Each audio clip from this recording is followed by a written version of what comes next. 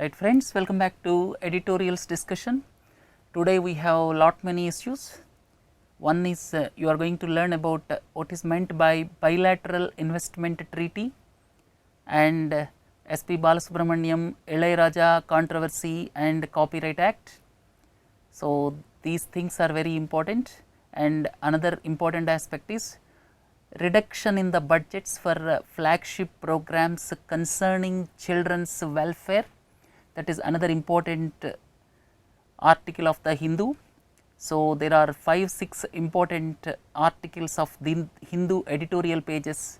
That is why I would like to go quite fast as far as news for a while is concerned. And news for a while will be separated from 1st of April. This will be for around 15 to 20 minutes, and editorial discussion will be for 35 to 40 minutes. This we will take up from 1st April onwards. News for a while. Supreme Court counters push for Aadhaar. Some time ago, Supreme Court said that the Aadhaar must be voluntary, it should not be mandatory. At the same time, it gave permission for using Aadhaar only for particular schemes, and basically Supreme Court is concerned about privacy law because it involves voluminous data of crores of individuals. So Supreme Court is very much concerned about the privacy law, and experts feel that the privacy law incorporated in Aadhaar Act is not sufficient. So under these circumstances, yesterday Supreme Court permitted use of Aadhaar for the linking it with the PAN number as well as with income tax returns, and now the bench is yet to give its decision. And with regard to privacy, country is anxiously waiting for the Supreme Court verdict. Second one is BJP trying to sneak in corporate funding. This is the allegation from the opposition parties, and here important changes were made by making some changes to the finance bill. Important, I would like to tell you. First one is, for one cash transaction, if you are purchasing something, single cash transaction is limited to rupees 2 lakh. If you are using more than rupees 2 lakh in cash, everything can be taken away as fine. Please remember. The second one is, income tax authorities were given unlimited powers. That is the biggest worry at present. If income tax authorities feel that there is a reason to believe some sort of tax evasion, if income tax authorities feel that there is some reason to believe, please understand this carefully, reason to believe, if they feel that there is reason to believe there is tax evasion, then they can raid any organization. So this is unlimited power given to the income tax department, and as we have already discussed, this Aadhaar number will be linked with the PAN from 1st July for filing income tax returns. This is necessary, Aadhaar is necessary. Another important aspect is with regard to funding to political parties, and there was one editorial of Saturday, and for paucity of time I am not able to deliberate that. We are going to deliberate that either tomorrow or a day after. Here the important aspect is, previously there was a limit of donations to political parties that was 7.5%, and now that is removed. And second thing is, now the donations can be anonymous.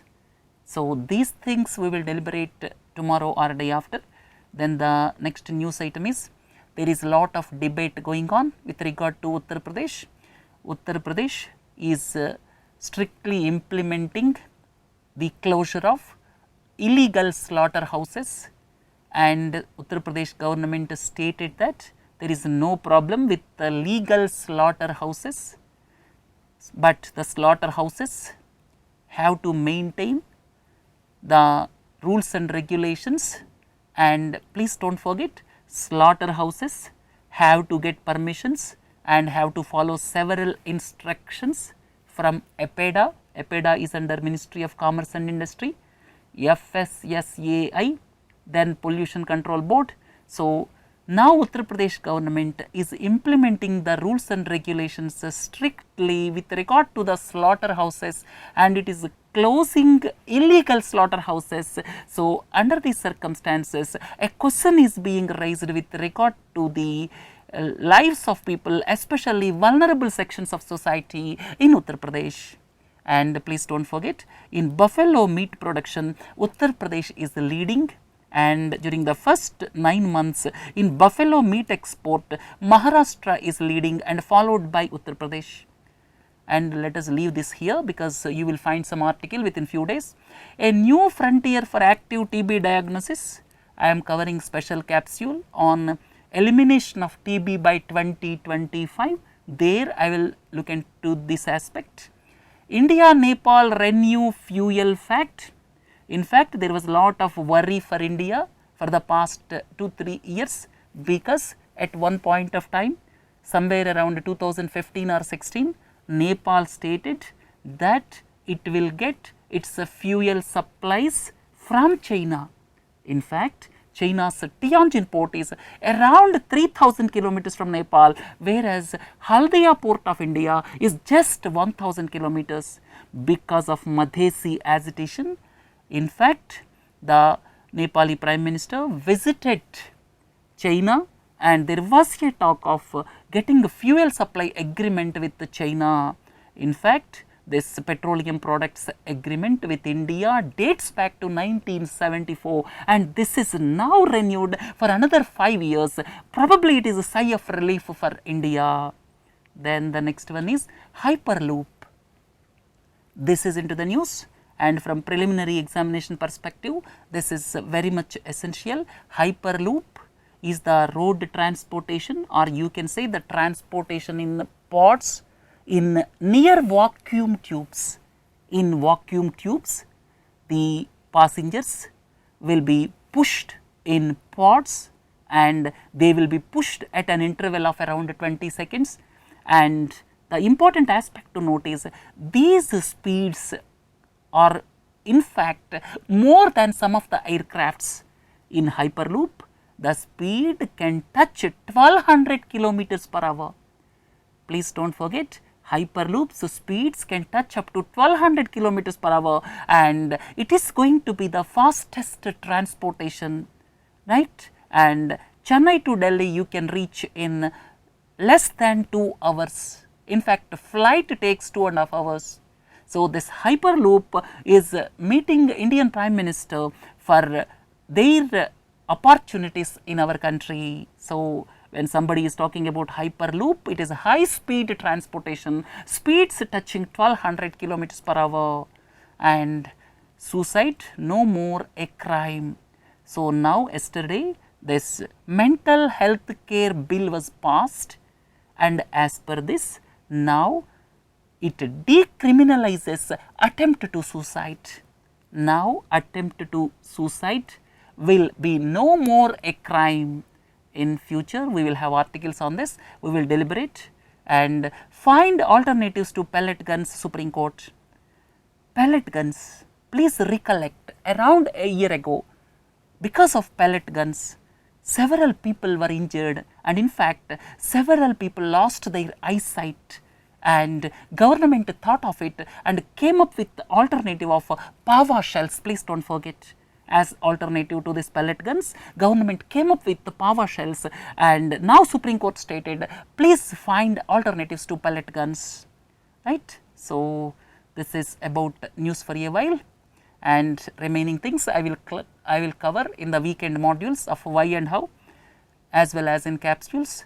Now, let us look at analysis of editorials. There are 6 important articles of the Hindu today. The first one pertains to this India-US nuclear deal. Yesterday, we discussed in detail almost, because there was some lead article yesterday in the Hindu on the front page, and I deliberated in detail, and let us recollect them. In fact, India-USA civil nuclear deal pertains to 2008. Subsequently, it was into problems, and the problem was solved. I told you yesterday, the problem was solved by creating civil nuclear pool, India civil nuclear pool is created and the problem of this third party liability was solved, and subsequently now please look into this. This Nuclear Power Corporation of India Limited is the organization which looks at the coordination aspects with establishment of nuclear power plants in our country. Yesterday I told you this Westinghouse is into problems. Westinghouse is USA based and it is supposed to establish nuclear power reactors at Kovada in Andhra Pradesh. 6 power reactors are to come, and it is predominantly owned by Toshiba. Toshiba belongs to Japan. But the important point here is, yesterday I told both the problems. Problem number 1 is, in November 2016, India and Japan agreed on Civil Nuclear Cooperation Pact, but it is yet to be ratified by its parliament date. You may have a doubt why parliament is to ratify it. Parliament is to ratify it because of the reason Westinghouse is owned by Toshiba. Toshiba is a Japanese company. So here for Westinghouse to establish its nuclear reactors in Andhra Pradesh, this Toshiba has to come into picture, but before that Japan parliament date has to ratify civil nuclear deal between India and Japan. The second important point we deliberated yesterday, already Westinghouse is into problems. It is reporting losses running into billions of dollars. Under these circumstances, what is going to be the future of Westinghouse? No one knows at this juncture. Because of these two problems, the operationalization of the civil nuclear deal will be delayed, what we have discussed yesterday in detail. And if you look at, as I have already told you yesterday, Westinghouse is owned by Toshiba, and here Areva and Mitsubishi, I am talking about the firms which establish this nuclear reactors across the world. Then this Rosatom is the Russian firm. This established Kudankulam units 1 and 2. Kudankulam, please do not forget, this is in Tamil Nadu. So, Kudankulam units 1 and 2 were established by this Russian firm. So, the basic problem faced by the nuclear power reactor firms are, they are in the difficult circumstances because of cost overruns and delivery delays across the world. And please do not forget, Kudankulam units 1 and 2 that were built by the Russian firm also took more than double the time.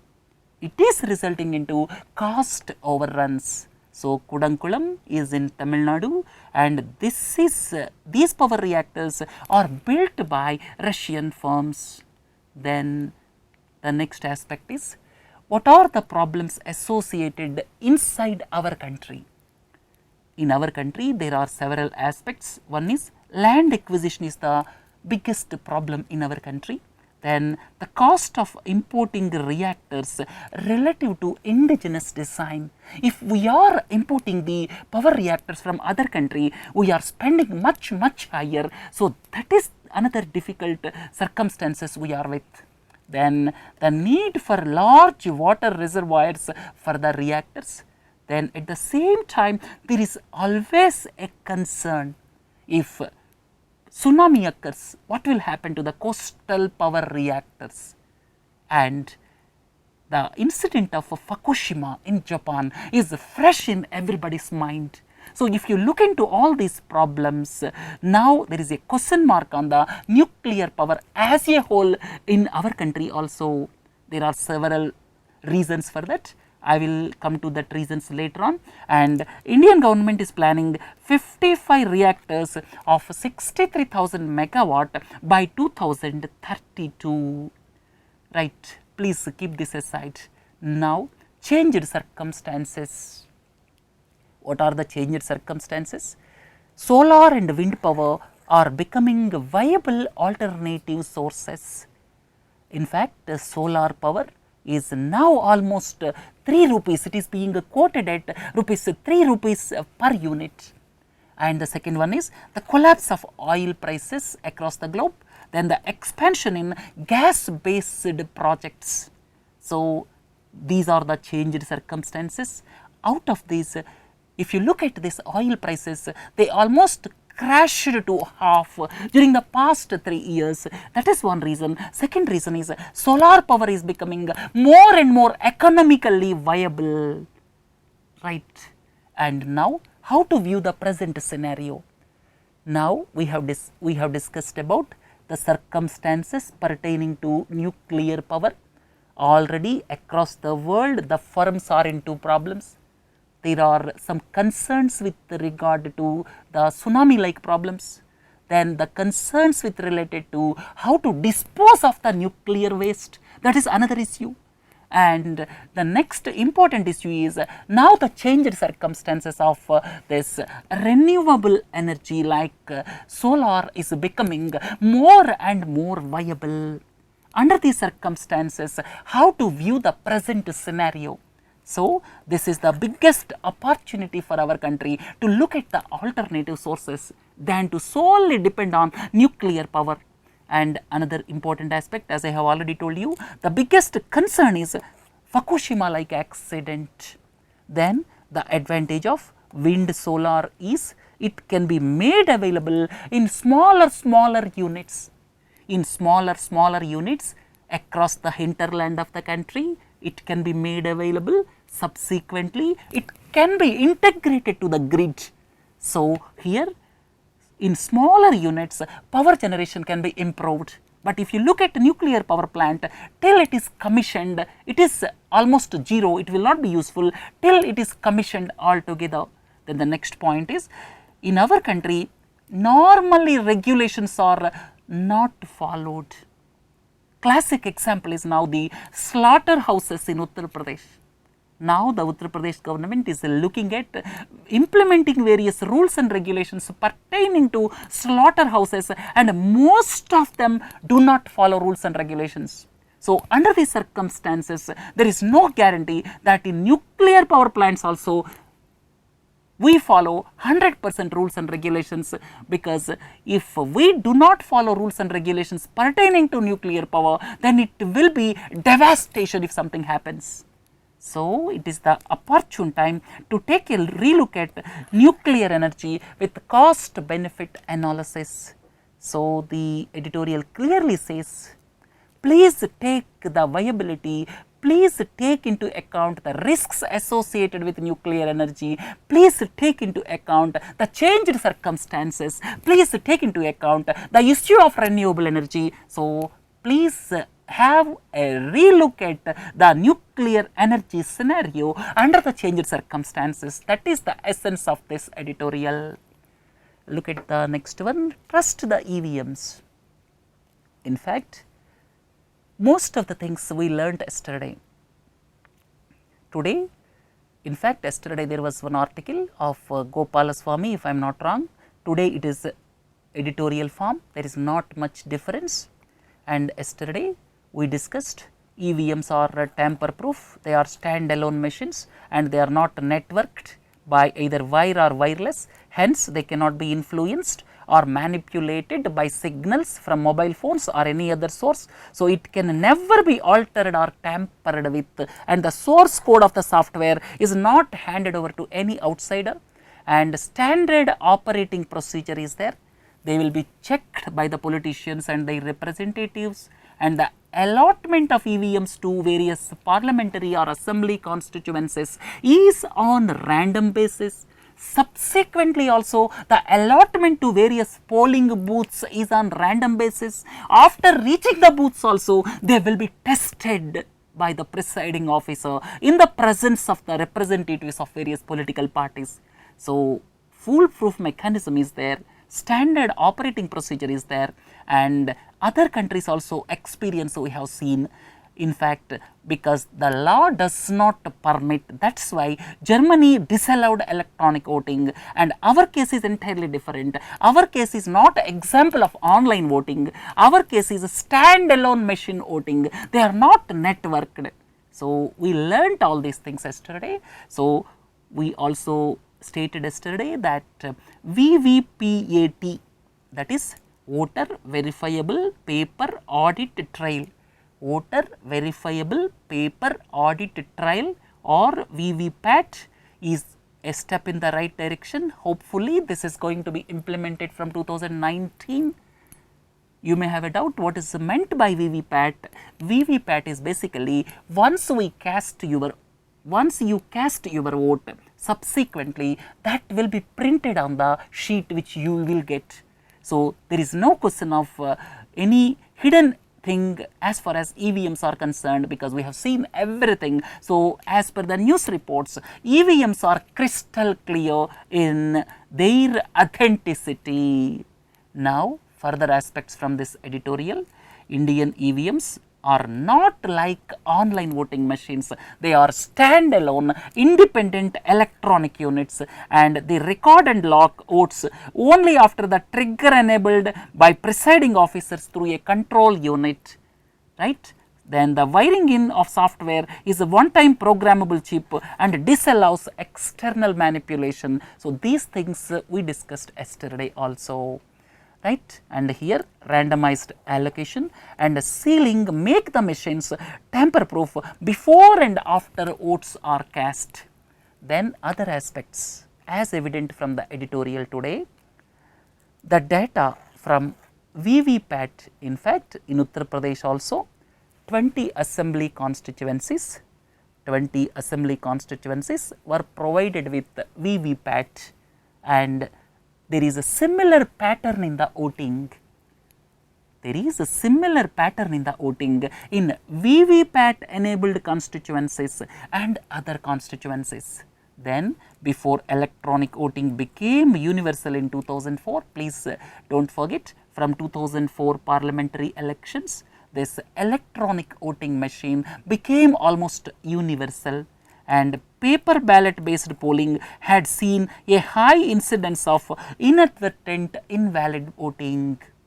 Previously, before these machines were introduced, there was a high incidence of inadvertent invalid voting, and as per the Hindu study last year, in about 14% of 36,000 assembly seats where voting was held between 1961 and 2003, invalid votes were greater than the margin between winner and the runner up. So, with the introduction of this electronic voting machines, that possibility was ruled out, and now people are aware about the voting pattern, and now there is no scope for malpractices. That is as per this editorial. So, the use of EVMs is inevitable, and there is no need to be distracted by the politicians who criticize them to explain away their defeat. So, this is the creation of politicians who lost the elections, right. Look at one important aspect, giving a short shrift to children's rights.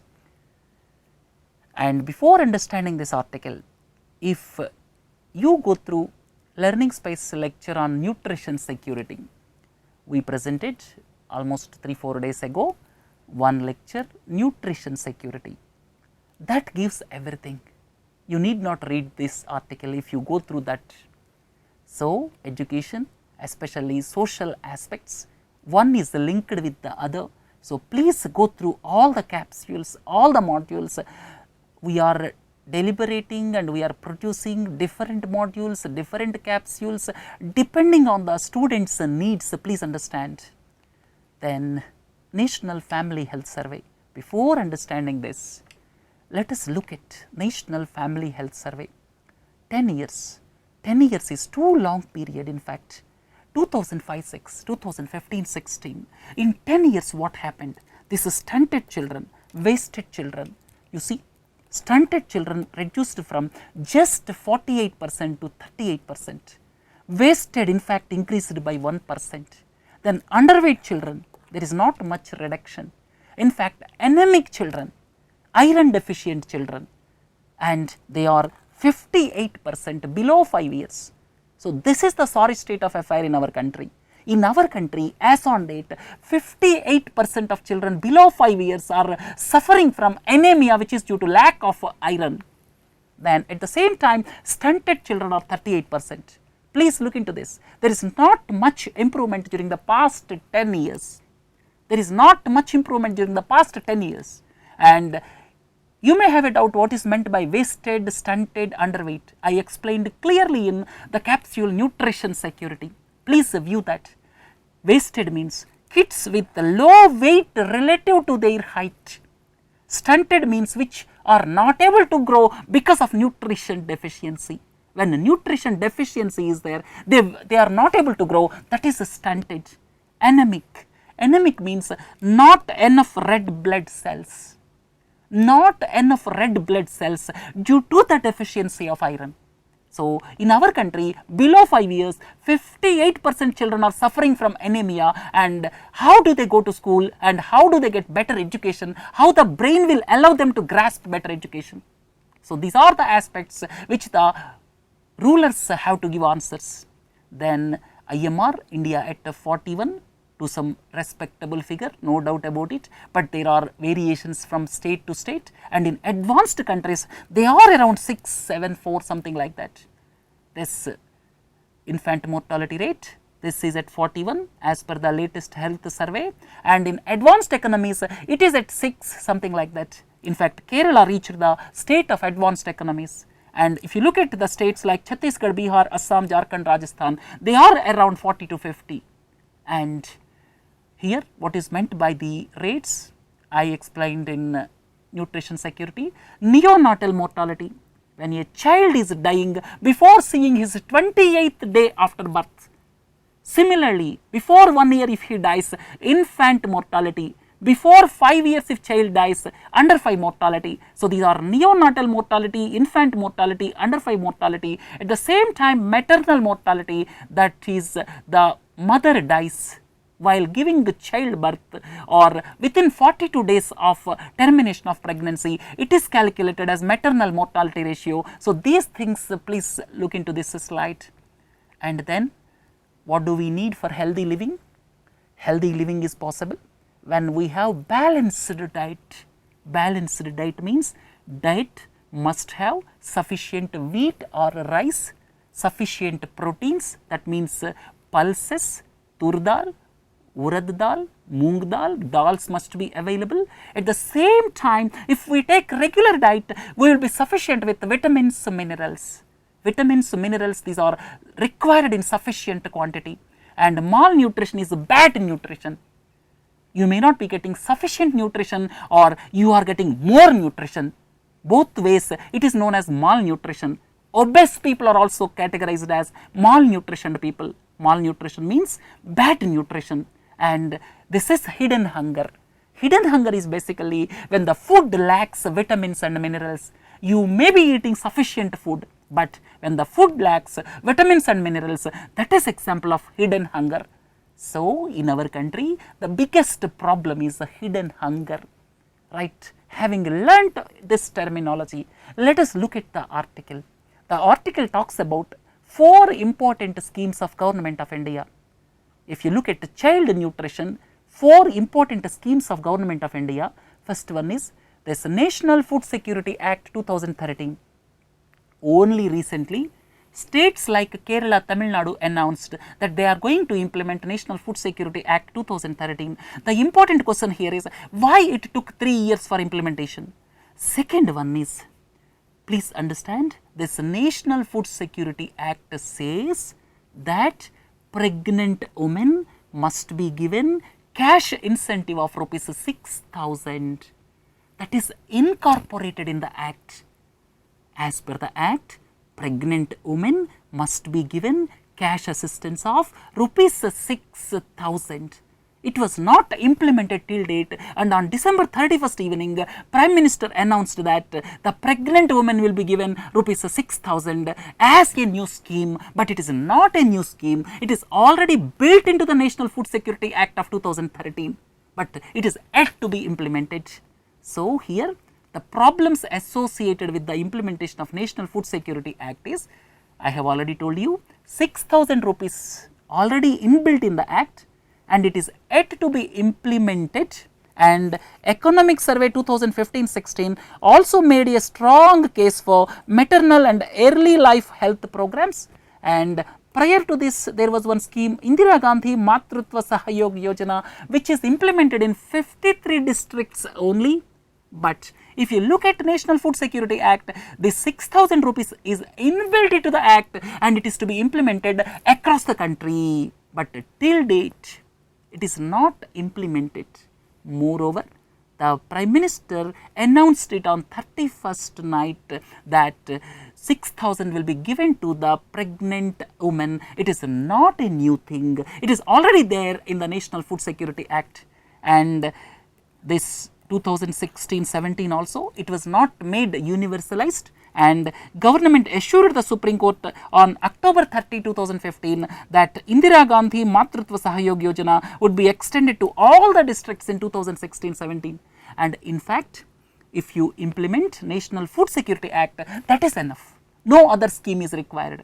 The Prime Minister, as I have already told you, announced on 31st December 2016 that pregnant women nationwide would be given maternity benefit of rupees 6,000, but it is already there in the National Food Security Act. And now the budgetary allocation is rupees 2,700 crore only. This will not be sufficient. This will not cover even 1/4 of all the births. So the article strongly feels there is an opportunity to improve nutrition during pregnancy. Look at ICDS. This first launched in 2nd October 1975. And what is the aim of this scheme? The aim is to take care of nutritional needs of the children in the age group of 0 to 6. Anganwadi centers. All of you are familiar with Anganwadi centers. So this is to take care of the nutritional needs of children in the age group of 0 to 6 and pregnant women and lactating mothers, whoever are breastfeeding the children. So it is basically supplementary nutrition, and here government reduced the budget in 2015-16. For such important scheme, government reduced the budget, and subsequently at the instance of the minister, it was raised. In fact, Odisha government sent a letter to central government that the salary payments to Anganwadi workers were held up because of budgetary cuts. And please remember one thing, as per the Finance Commission, this 32% to 42% is increased. This states divisible pool of resources to states. From the divisible pool of resources, states will get 42%, previously 32%, increased to 42%. So from the divisible pool of resources, states will get, are getting in fact 42%. That is one part. And the article argues there is some cuts, there are some cuts in the budget are very much expected because of increase in the state's share from 32% to 42%, but the author argues, why are you cutting budget exclusively for children? The schemes pertaining to children, then pregnant women, why are you cutting the expenditure? So that is the strong argument. Look at the third one, this is midday meal scheme. Midday meal scheme is basically one meal with specified calories for the students up to class 8, and it is provided in government and government aided schools, and here there was budget cut. And in this year's budget, rupees 10,000 crore was allocated, which is 25% lower in money terms corresponding to allocation 4 years ago. But please don't forget, incidentally, this 32% to 42% increase already there in the state's resources. So the part of the resources allocated to states already increased from 32% to 42%. Some cuts are necessary and some cuts are inevitable because of rise in the state's pool, but the author argues, why are you cutting the resources for the programs associated with the children or pregnant women, right? So here some of the state governments are providing eggs with midday meal scheme, and the author strongly argues that eggs are to be provided in all the states.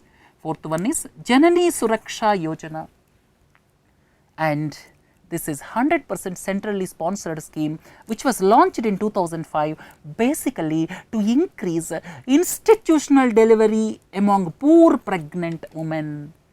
Basically to increase institutional delivery, this was contemplated. Institutional delivery in fact increased from 39% to 79%. One positive sign is the institutional delivery increased from 39% to 79%. As per the latest survey, 39% to 79% institutional delivery of babies increased. This is the good sign, and some of the credit will go to this Janani Suraksha Yojana. Basically, here the monetary benefit is linked with delivery in institutions. So, institutional delivery among poor pregnant women, and it helps pregnant women to register for and receive at least 3 antenatal checkups also. Basically, the purpose of Janani Suraksha Yojana is to decrease the neonatal and maternal deaths happening in the country by promoting institutional delivery of babies. Right now, government is planning to give goodbye to this scheme. That means, now the central government is planning to phase out JSY with the proposal to subsume it under maternity benefit scheme from next year. But the point here is the Janani Suraksha Yojana is conditional. The monetary benefit under Janani Suraksha Yojana is conditional, and it is linked with the institutional delivery. Now government wants to scrap this, and it will be merged with the maternity benefit scheme, but it should not be made conditional. This Janani Suraksha Yojana is conditional, but in future if it is merged with the maternity benefit scheme, it should not be made conditional, and maternity benefit scheme is not a conditional scheme. It is open for all the women of the country, whoever are giving childbirth. So, this is important aspect. This point, if maternity benefits are made conditional on institutional deliveries, it violates NFSA, because NFSA is universal, right. So, with this let us conclude. This article primarily talks about don't cut the budget on the schemes pertaining to children, and at the same time nutritional security is very much important. Please read this article. At the same time, please view nutrition security, which was uploaded 3-4 days ago. All your doubts will go away with regard to the condition of children and what needs to be done in our country to improve nutritional security, right. So, all these indicate that when it comes to healthy children, a lot more needs to be done. This is more relevant as even 70 years of independence, substantial portion of children in our country are suffering from stunting, wasting, underweight. Right friends, let us move on to the next one. Turning the clock back. What is meant by bilateral investment treaty? Please understand this article carefully. Some of you may be learning for the first time this type of thing. I would like to make you understand clearly. Foreign portfolio investment, there is no problem. Subject to the limit, subject to the limit. Please understand carefully, because this is the item concerning economy. All of you must have clear understanding about it. Foreign portfolio investment is just money coming into our stock markets. As and when conditions are favorable, subject to the limits, foreign countries, they invest money in our stock markets. As and when conditions are not favorable, as and when the interest rate arbitrage is coming down, please understand this word carefully. Interest rate arbitrage. What is meant by interest rate arbitrage? You see, when interest in India is 9%, interest in America is 1%, India 9%, America 1%, there is gap of 8%. If interest in India is 5%, interest in America is 4%, what is the gap? Just 1%. So, interest arbitrage means interest difference. If interest difference is more, and if returns expected in stock markets are more, then they invest in our stock market subject to the limits imposed by Government of India, and when the conditions are favorable in their countries, they will take away. So, that is foreign portfolio investment. The present article is with regard to foreign direct investment. Please understand this. Foreign portfolio investment, the matter ends there, subject to the limitation, subject to the approval of registration with the SEBI. The companies in foreign, the institutions in foreign land, they invest in stock market. Whenever the conditions are favorable to them, they will take them away. So, that all happens as per the rules and regulations. That is with regard to foreign portfolio investments. So, the present article is with regard to foreign direct investment. So, please understand this bilateral investment treaties comes into picture when there is foreign direct investment, when some investment is involved, just like establishing Pepsi, Nestle, Coca-Cola, Mercedes-Benz. So, for establishing such companies, when investment is coming, that is foreign direct investment. So, it is a stable, long term, and it creates employment, it results in technology transfer. So, this is foreign direct investment. Having learnt what is meant by foreign direct investment, now what is the meaning of bilateral investment treaty? What exactly is the meaning of bilateral investment treaty? Our companies will invest in America. American companies will invest in our country. Our companies will invest in Japan. Japanese companies will invest in our country. Then what happens? The protection for the investments must be there. The protection for investments must be there. So, that is bilateral investment treaty, right. So, the agreement with the terms and conditions for private investments by nationals and companies of one state in another state. The meaning is of one country in another country. So, it is applicable only for FDI, not for FPI. And here they grant investments made by an investor of one country in another country fair and equitable treatment. If some American company is making investments in our country, they should be treated at par with any other Indian company, just like Tata Motors, Reliance Industries. If any company, foreign company is making investments in our country, as per bilateral investment treaty, we should give fair and equitable treatment. Then it protects against state expropriation. Taking away of the assets by the state is state expropriation. So, the bilateral investment treaty protects the investors of foreign countries against state expropriation, and investors could take recourse to international arbitration if some rules and regulations are not followed, and this is known as investor state dispute settlement mechanism. So, please understand from preliminary examination point of view also, what is meant by investor state disputes settlement mechanism is, if foreign country is investing in our country, if we are not giving fair and equitable treatment to them, under bilateral investment treaty, they can go for international arbitration. So, this is the meaning of bilateral investment treaty, BIT, right. So, then historical perspective of foreign investment in our country. In fact, prior to 1991, foreign investment was not allowed and there were several restrictions. Prior to 1991, a foreign company has to convert foreign equities into minority holdings of 40%. Majority shareholding was not allowed prior to 1991, and in those days foreign companies like Coca-Cola, IBM, Kodak either quit the country or applied for government after doing so. Whether they quit the country or by converting their holdings to minority holdings, then they applied for license. So, prior to 1991, there were several stringent regulations with regard to FDI. Post 1991, India opened up for FDI and India started with economic reforms and lifted self-imposed economic exile post 1991. And India started signing this bilateral investment treaties from early 1990s.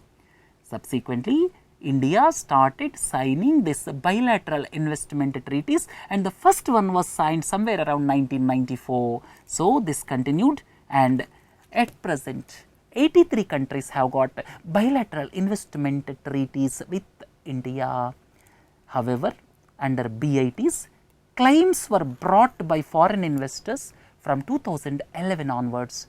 International arbitrations increased enormously. I have already told you the purpose of bilateral investment treaty is to protect the investments, and from 2011 international arbitrations increased. What are the reasons? I will come to it a little while from now. So, last year India unilaterally issued BIT termination notice to 58 member countries. Why India issued? I will come to it later on. So, from 2011 onwards, international arbitrations increased, and accordingly India issued termination notices to 58 member countries, and many of these BITs would lapse on March 31 after the expiry of mandatory 1-year notice period.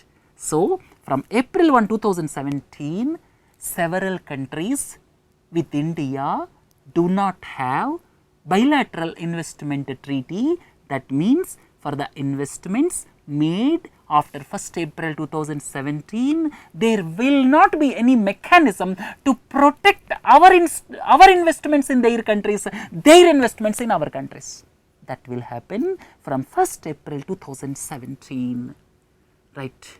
Now, what exactly BIT balances? Bilateral investment treaty has to balance two things. One is investment protection.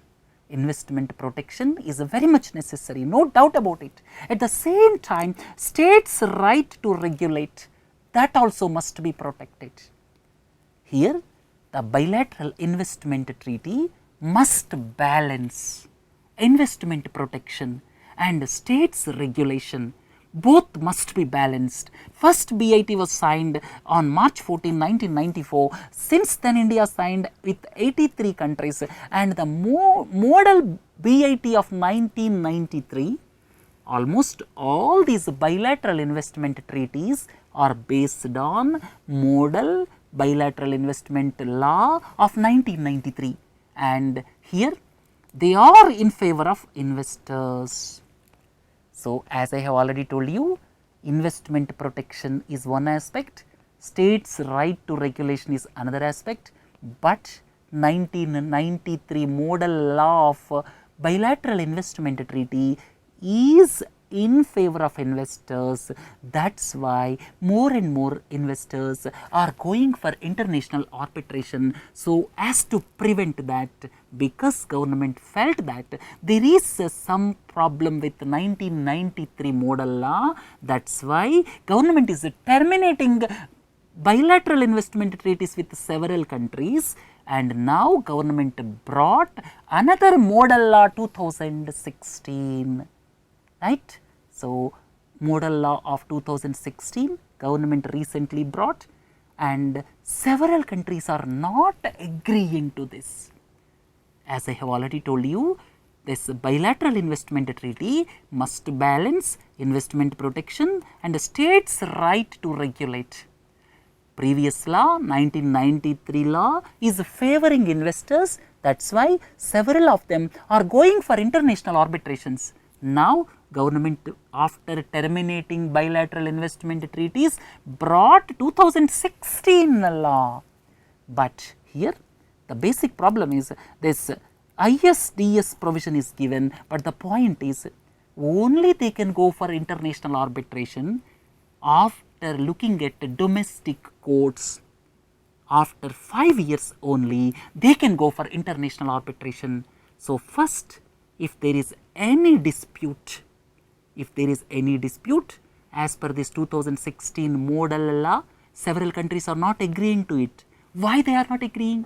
They are not agreeing because of the reason, as per this investor state dispute settlement mechanism, first they have to try within the domestic courts. After 5 years only they can go for international arbitration. That is not acceptable for foreign countries. Then the second one is it excludes matters such as government procurement, taxation, subsidies, compulsory licenses, national security to preserve the regulatory autonomy of the government. These two clauses are not palatable to the foreign investors. What they want? They want our model BIT must be similar to European Union, Canada, CETA. Recently, European Union, Canada, CETA was formulated, and it contains a most favored nation provision and for non-discrimination in international economic relations.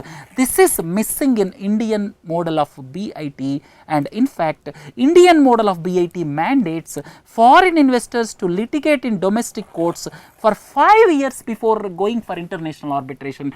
This is basically not acceptable for the international community. And another provision is there. As per CETA, another provision is where the state goes back on the concrete representations it made to lure an investor. If the government goes back, then the investor can go to the court. Then Indian model is silent on this aspect. So, basic things I will tell you. 1993 bit is favorable to investors. That is why they are going for international arbitrations. India is not happy with the situation.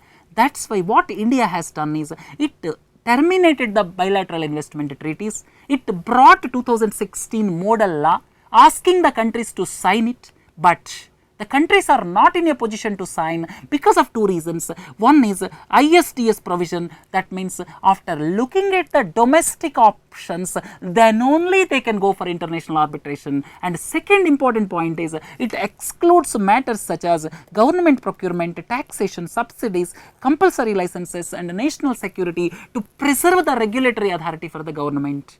So, these two things are not palatable to the foreign countries.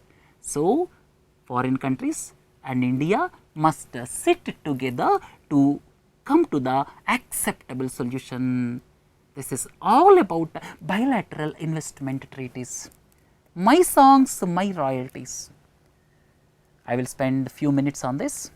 This is the dispute between Ilaiyaraaja and SP Balasubramaniam. All of you are familiar. Under Copyright Act, Ilaiyaraaja sent a notice to the singer SP Balasubramaniam, and here what exactly the rule says, we are going to deliberate few minutes on this. And here intellectual property, this copyright is part of intellectual property. Copyright means right of the creators over literary and artistic works, maybe books, paintings, films, sculptures, databases, advertisements. And the copyright origin is, you have to go back to 1886.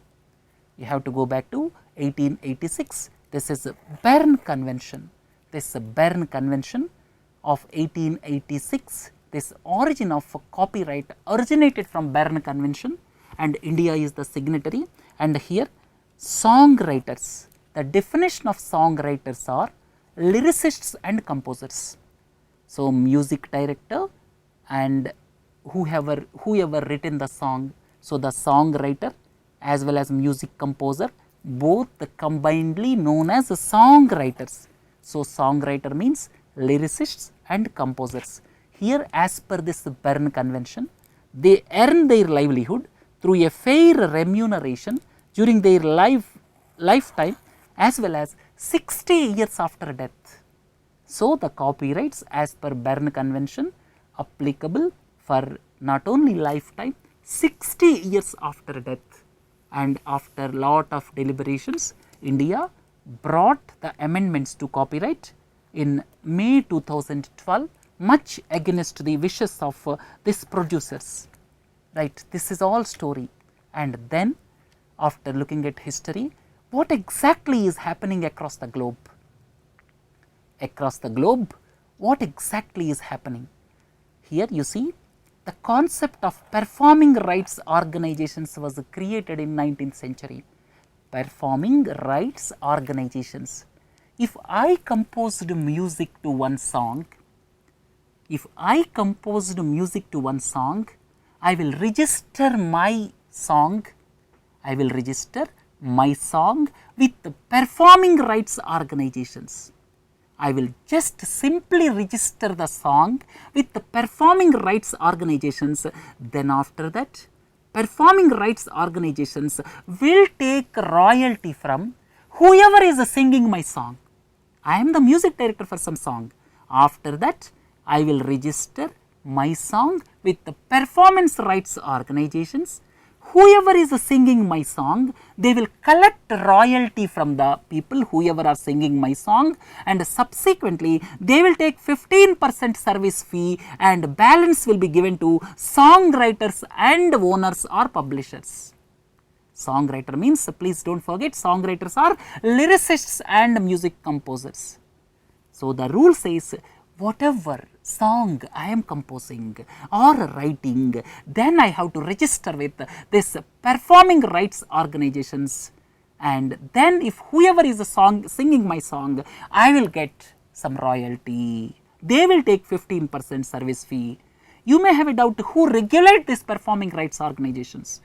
The regulator for these performing rights organizations is one not-for-profit organization headquartered in Paris, that is the Confederation of Authors and Composers Societies, or CSAC. This CSAC controls these performing rights organizations. So, rules and regulations are devised by Paris-based organization CSAC. So, songwriters would assign or transfer to a PRO their right to authorize the public performance of their songs, and in return they will get royalty. And globally, they will reciprocate in other countries. The point here is, if one PRO, if I am registering with one PRO, and if the song is played in some other country, because of the reciprocating nature of PROs, then they will exchange the incomes also. So, what I mean to convey is, there will be coordination among the PROs, among various countries, and they will work under the global framework of CSAC, which is Paris-based not-for-profit organization. So, these PROs globally pay each other. And if you look at these PROs, last year these PROs representing 4 million lyricists, composers and their publishers, and collected rupees 61,000 crores in 123 countries. Across the world, 123 countries, this type of performing rights organizations collected 61,000 crores of rupees in 123 countries last year. So, it is a well organized mechanism across the world under the guidance of CSAC. But what about India? As usual, the situation is very poor. We have one organization. The organization is Indian Performing Rights Society. For whatever we have across the world, that means this PROs, performing rights organizations we have across the world, which collected rupees 61,000 crores in 123 countries. But if you look at the poor state of affairs in our country, one Indian Performing Rights Society is there. It is functioning poorly, and its annual income is hardly rupees 40 crore. If you compare with some other countries, it is nothing. In fact, if you compare with advanced countries, it is nothing. So, its income is hardly 40 crore, and its bank accounts were seized by Enforcement Directorate. So, same story of several organizations in our country. Last year, in fact, CSAC means which is the regulatory body across the world, CSAC suspended IPRS for 1 year. Its bank account is seized. It is in poor state. In fact, this CSAC suspended IPRS for 1 year. So, this is the situation at present. And what is the way out? Way out is, songs must be registered in every PRO of the world. And the unfortunate part is, only 180 songs of Ilayaraja were registered in US. In fact, Ilayaraja issuing notice to SP Balasubramaniam, in fact, is not as per the law, as per the article. Had they been registered with United States of America's this PRO, had they been registered in PRO, then it will become legal, and here only 180 songs of Ilayaraja were registered in US, and the songs must be registered in every PRO of the world, and this is the responsibility of the music publisher, or in its absence of the PRO in the country of origin of the songwriter. So, efficient and transparent IPRs can foster a fair and sustainable creative ecosystem for all the players to take musical talent of India to global heights. I hope you are clear about this. So, when you are looking at this music and copyrights, please do not forget CISAC, and at the same time worldwide performing rights organizations are there. But in India, unfortunately, our organization is in poor state, and several Indian music composers probably are not aware about this PROs, that is performing rights organizations in the world, that means across the world. Their presence is not known to several music composers in our country, right. The last one is mistrust of science. This is nothing here, this neutrino observatory. Recently, this India Neutrino Observatory is to come up in Theni district of Tamil Nadu. We learned a few weeks ago. It is 4.9 kilometers from Mathikettan Shola National Park in Idukki district of Kerala, and the Kerala border is just 1 kilometer away, and as per the guidelines, if the project falls within 5 kilometers from an interstate boundary or within a notified national park or sanctuary, it has to be considered as category A project. So, it involves number of processes. So, now this INO is also to get clearance from National Board for Wildlife. So, this is more than enough. Neutrinos we discussed last time, and these two scientists got Nobel Prize, and neutrinos are subatomic particles which rarely interact with anything else. There were several apprehensions in the people in the nearby areas, and only the thing which is to be made clear is they are not harmful, they will not interfere with anything, and this is the pet project of APJ Abdul Kalam. Let us hope it to see the light of the day. Right friends, today we came to the end of editorial discussion, and in fact we deliberated very important aspects today. One of them is nutrition security for children, second one is bilateral investment treaties, third one is Ilayaraja and Balasubramaniam episode. Right friends, please do join at 12 o'clock. Have a nice day. Thank you.